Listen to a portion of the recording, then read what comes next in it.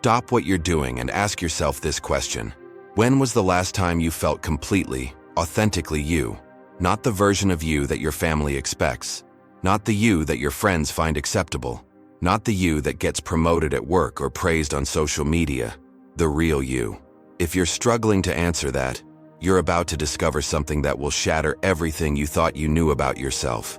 You know that feeling when you're alone in your car, and for just a moment your face relaxes into an expression nobody else has ever seen. That split second when you're not performing for anyone, not managing anyone's emotions, not being who they need you to be. That's the closest you've come to meeting yourself in years.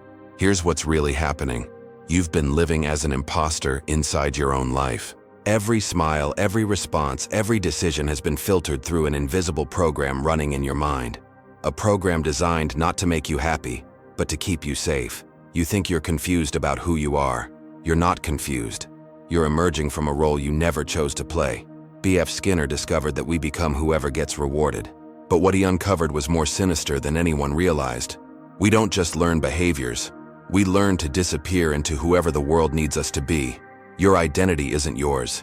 It was designed to be safe. And today, we're going to expose exactly how your mind erased the real you, and why getting yourself back might be the most dangerous thing you'll ever do. There's a moment that happens to everyone, usually around age 4 or 5, that changes everything. You don't remember it because your brain wasn't developed enough to store it as a conscious memory, but your nervous system remembers, your body remembers, and it's been running your life ever since. You did something completely natural.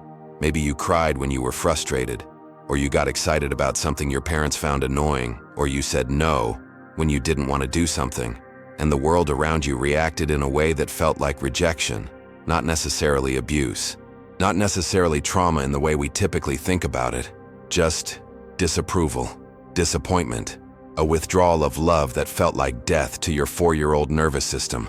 In that moment, your mind made a decision that would shape the next 20, 30, 40 years of your life.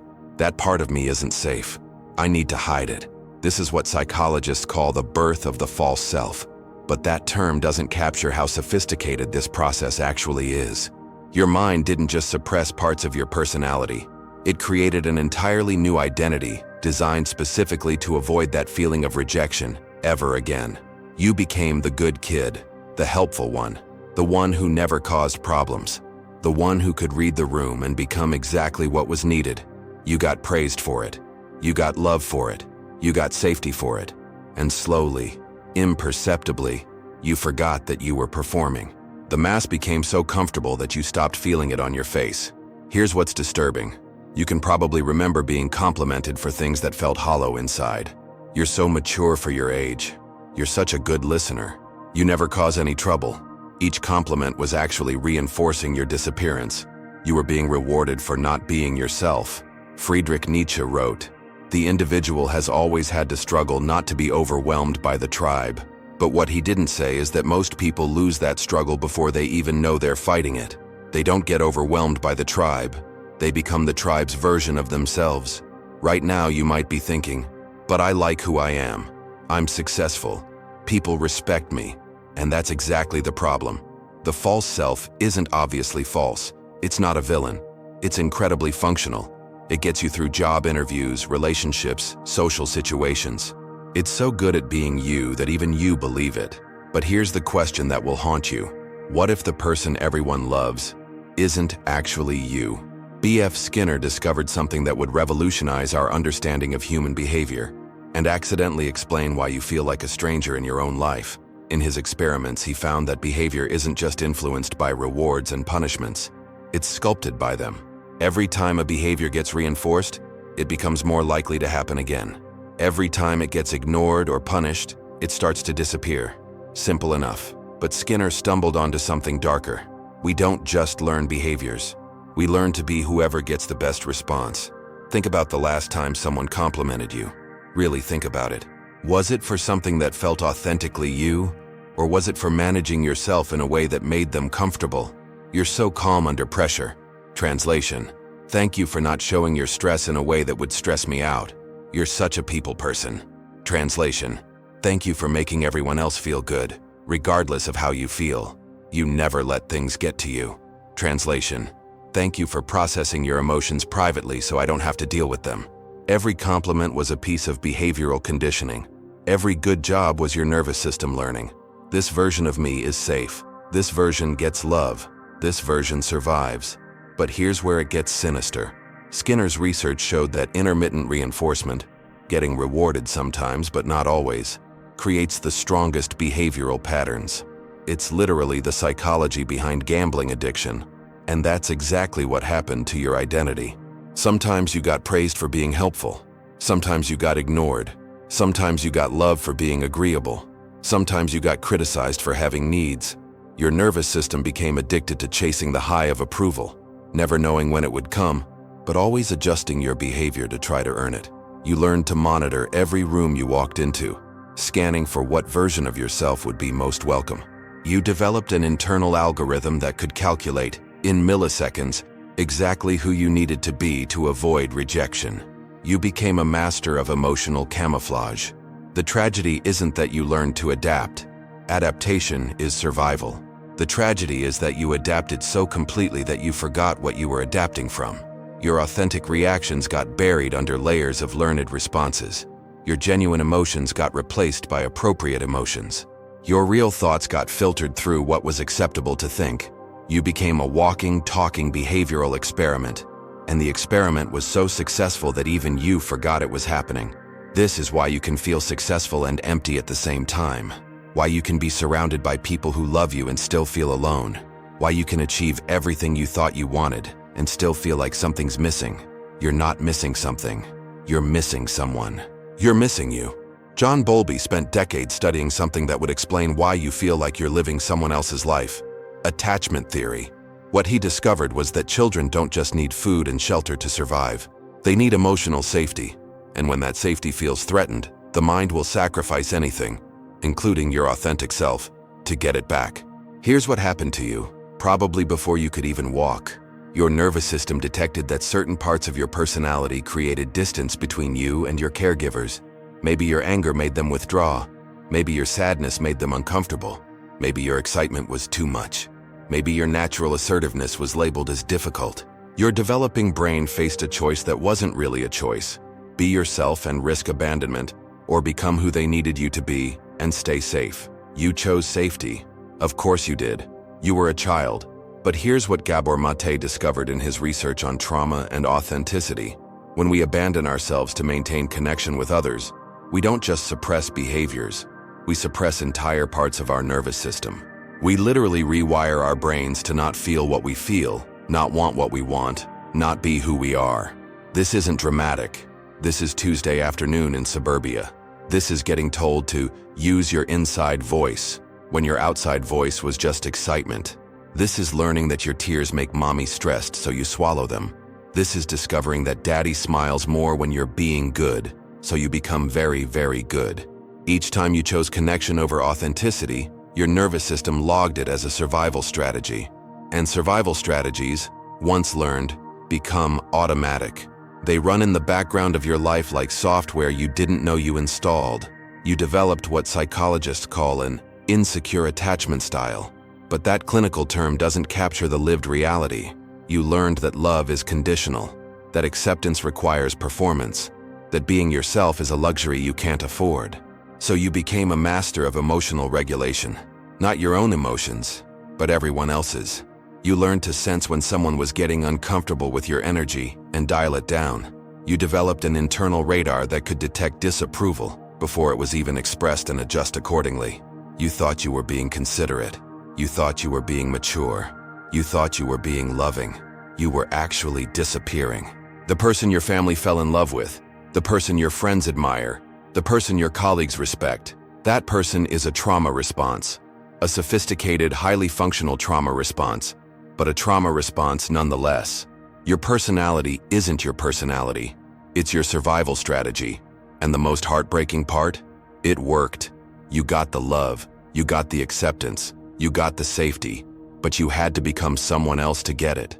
Now you're an adult, and you're starting to realize that the love you received was never actually for you. It was for who you pretended to be. And that realization is terrifying, because it means you've never actually been loved for who you are. Because nobody, including you, knows who that is. Aaron Beck was treating a patient who seemed to have everything together: successful career, loving family, social respect, but she was miserable. During one session, she said something that changed psychology forever. "I feel like I'm living by rules I never agreed to follow." Beck realized she wasn't just describing depression. She was describing the invisible scripts that run most people's lives, what he called core beliefs and cognitive schemas. These aren't conscious thoughts. They're the background programming that determines how you interpret every situation, every relationship, every moment of your existence. Your invisible scripts sound something like this: if I show my real emotions, people will leave. If I have needs, I'm being selfish. If I disagree, I'll be rejected. If I'm not useful, I'm not valuable. If I'm not perfect, I'm not worthy of love. These beliefs feel like truth because they've been running your life for so long, but they're not truth. They're survival code written by a child who was trying to figure out how to stay safe in an unpredictable world. Albert Ellis discovered that these scripts create what he called emotional disturbance, but that clinical term doesn't capture what's really happening. You're not emotionally disturbed. You're emotionally imprisoned by beliefs that made sense when you were 7, but are destroying your life at 37. Here's how insidious this programming is. You don't just think these thoughts, you become them. Your entire identity gets organized around avoiding the catastrophic outcomes your child mind decided were inevitable. You become the person who never asks for help, because asking for help means being a burden. You become the person who says yes to everything because saying no means being difficult. You become the person who minimizes your achievements because celebrating them means being arrogant. You become the person who apologizes for existing because taking up space means being selfish. Each script creates a corresponding identity, and that identity feels so natural, so you, that you never question it. You think you're just naturally selfless. You think you're just naturally agreeable. You think you're just naturally low maintenance. You're not naturally anything. You're programmed. The most devastating part is that these scripts are self-fulfilling prophecies. When you believe that showing vulnerability will make people leave, you become so guarded that people can't actually connect with you, and then they do leave, confirming your belief.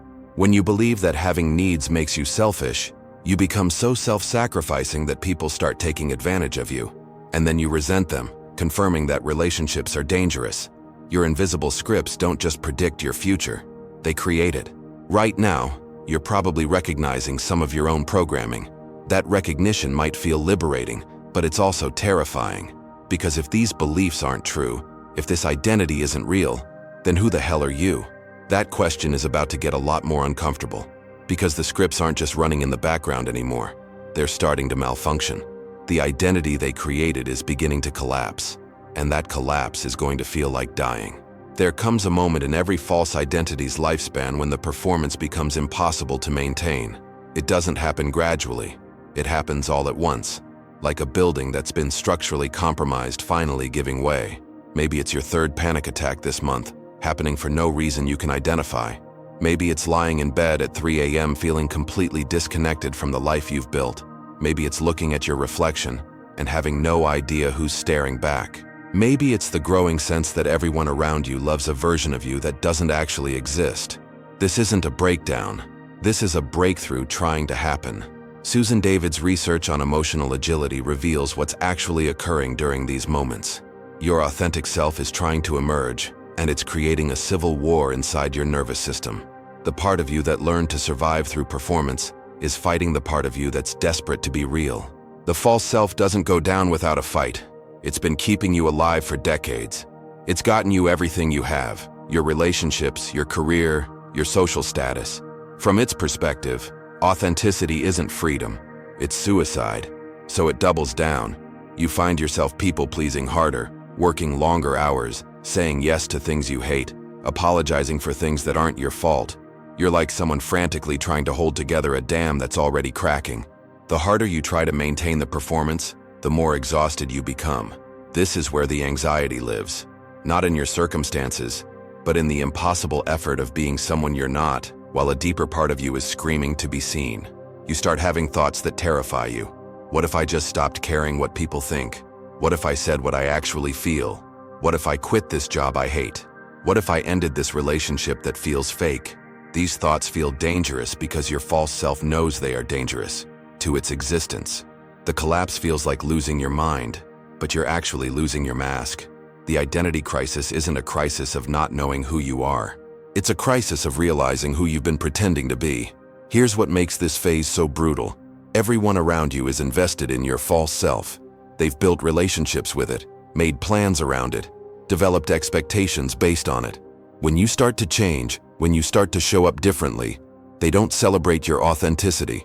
They try to pull you back into the role you've always played. You're not acting like yourself, they'll say. And they're right. You're not acting like the self they know. You're trying to stop acting altogether. This is the loneliest phase of the journey. You're too real for your old life, but not real enough yet for a new one. You're caught between who you were and who you're becoming, and both feel equally impossible. But here's what you need to understand. This collapse isn't happening to you. It's happening for you. Your nervous system is finally strong enough to handle the truth it's been protecting you from for decades. You're not falling apart. You're falling together. Andrew Huberman's neuroscience lab at Stanford has proven something that would have been considered impossible just 20 years ago. Your brain can literally rewire itself.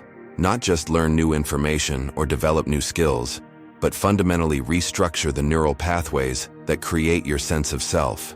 This process is called neuroplasticity, and it's the reason you're not doomed to live as someone else forever. Here's what's happening in your brain right now. Every time you've acted like your false self, you've strengthened specific neural networks. Every people-pleasing response, every suppressed emotion, every time you've chosen safety over authenticity, you've been carving deeper grooves in your neural pathways. Your brain has become incredibly efficient at being someone you're not. But Lisa Feldman Barrett's research on emotional construction reveals something revolutionary. These patterns aren't permanent.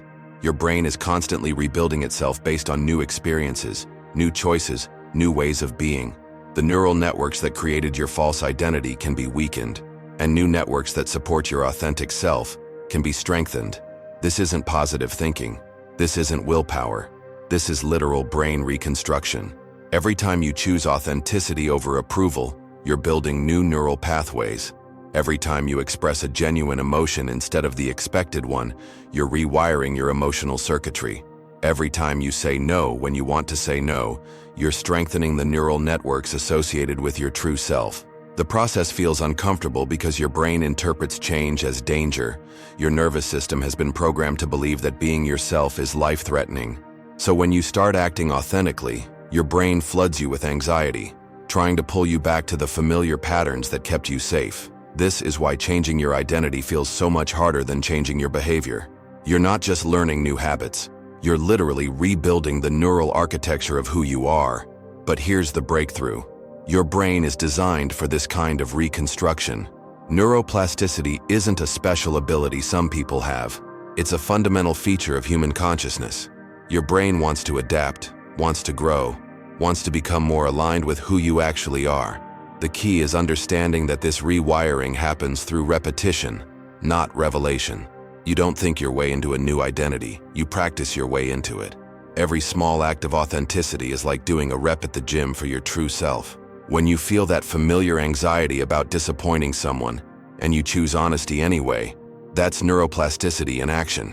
When you notice yourself about to say yes to something you don't want to do, and you pause and say no instead, that's your brain literally rewiring itself. The false self took years to construct. The authentic self will take time to emerge. But unlike the false self, which was built on fear and survival, your authentic self is being built on choice and consciousness. You're not just changing your behavior, you're changing your brain. You're not just finding yourself, you're creating yourself. Carl Rogers spent his career studying a phenomenon that most people never experience, what he called congruence, the alignment between who you are inside and who you show up as in the world. He discovered that most psychological suffering comes from the gap between your authentic self and your presented self. But Rogers found something even more profound. Underneath all the conditioning, all the programming, all the learned behaviors, there's a part of you that was never touched by the world's expectations. He called it the organismic self, the you that existed before you learned to be someone else. This isn't some mystical concept. This is the part of you that still gets excited about things that have nothing to do with other people's approval. The part that feels genuinely moved by certain music, certain landscapes, certain moments of beauty. The part that has preferences that make no logical sense but feel absolutely true. Donald Winnicott discovered that this authentic self doesn't need to be created. It needs to be uncovered. Like a sculpture that already exists inside a block of marble, your real identity is already there, waiting to be revealed by chipping away everything that isn't you. The process of becoming authentic isn't about adding new qualities to your personality. It's about subtracting the false ones. It's about unlearning the behaviors that never belonged to you in the first place. This is where Carl Jung's concept of individuation becomes crucial. Jung realized that most people spend their entire lives living out other people's expectations, their parents, their cultures, their societies. True psychological development requires separating your identity from these external influences and discovering what he called your true nature. But here's what makes this process so challenging. Your authentic self doesn't feel safe. It feels vulnerable, unpredictable, potentially rejected. The false self was designed to be acceptable. The authentic self is designed to be real, and real doesn't always get applause. When you start showing up authentically, some people will love you more deeply than ever before. Others will feel uncomfortable with your realness and try to pull you back into the role you used to play. Some relationships will deepen, others will end. This isn't failure. This is the natural consequence of becoming who you actually are. Your authentic self has different energy than your false self. It moves differently, speaks differently, makes different choices. It's not trying to manage anyone else's emotions or meet anyone else's expectations. It's simply being itself, moment by moment, choice by choice. This self doesn't need external validation because it's internally validated. It doesn't need to prove its worth because it knows its worth is inherent. It doesn't need to be perfect because it knows that perfection is a performance, not a person. The journey back to yourself isn't about becoming someone new. It's about remembering someone old. The person you were before the world convinced you that who you were wasn't enough. That person is still there, underneath all the conditioning, all the programming, all the learned behaviors, waiting for you to come home. Søren Kierkegaard wrote about a specific kind of despair that he believed was the root of all human suffering, the despair of not willing to be oneself. But what he discovered goes deeper than philosophy. He identified the exact moment when most people abandon their authentic selves, and why getting back to who you really are isn't just possible, it's inevitable. You were never broken. You were never flawed. You were never too much or not enough. You were a child who learned to survive in a world that wasn't ready for your full humanity. And that survival strategy, that beautiful, sophisticated, life-saving adaptation, became a prison you didn't even know you were living in. But here's what changes everything. That prison was built by a child's mind, using a child's understanding of the world. And you're not a child anymore. The beliefs that shaped your false identity, I'm only lovable if I'm perfect. My emotions are too much for people. I have to earn my place in every room. These weren't truths about reality. They were a scared kid's best guess about how to stay safe. And that kid did an incredible job. They kept you alive. They got you this far. But their job is done now. You have something that child never had. The power to choose. Not just what you do, but who you are. Not just how you respond, but how you exist in the world. The neuroplasticity research isn't just science. It's proof that you were designed for transformation. Every moment you felt like you were pretending, your authentic self was trying to break through. Every time you felt exhausted by your own life, your real identity was fighting to emerge. Every panic attack, every sleepless night, every moment of feeling like a fraud, that wasn't pathology. That was your soul refusing to disappear. The person you've been isn't your enemy. They were your protector. But protection and authenticity require different skills. Protection requires hiding. Authenticity requires revealing. Protection requires control. Authenticity requires trust. Protection requires performance. Authenticity requires presence. You're ready for authenticity now. Not because you figured everything out, but because you finally realized that figuring everything out was never the point. The point was always to be yourself. Messy, imperfect, real, human yourself. When you start living from your authentic self, something magical happens.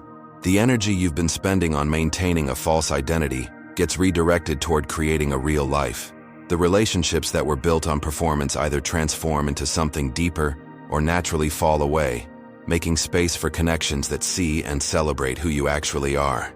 You stop needing external validation because you start providing internal validation. You stop trying to be perfect because you realize that your imperfections are what make you interesting. You stop apologizing for existing because you remember that your existence is not a mistake. It's a gift.